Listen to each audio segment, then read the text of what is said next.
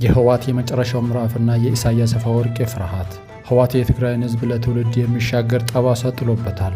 ዛሬም ድረስ ጨቅላ ህጻናት ለጦርነት ግንባር እየማገደ የትግራይን ወጣት ለስልጣን ጥሙ ሲፈጅ እያየን ነው። ይህ ድርጅት የትግራይ ህዝብ የገዛ ወገኑ ሳይሆን የህዝቡ እውነተኛ ጠላት መሆኑን በተግባር አሳይተዋል።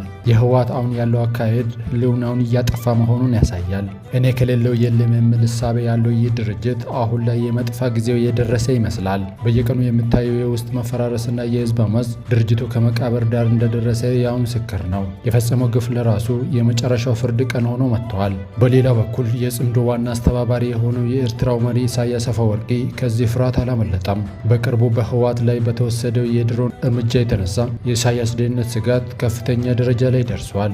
በውስጡ በሸሸገው ፍርሃትም ወደ ካይሮ አቀንቷል። ግብረ አበሮቹ እየተደመሰሱ እሱም የራሱን ጊዜ እየጠበቀ ነው። በአጠቃላይ ህወሓት የራሱን ውድቀት በገዛ እጁ እየፈጸመ ነው። የትግራይ ህዝብ ከዚህ ቀንበር ነፃ የሚወጣበት ጊዜም እጅግ ተቃርቧል። ፍትህና የእውነት ቀን ለማንም ወንጀለኛ አይቀርለትም። ጤና ይስጥልን።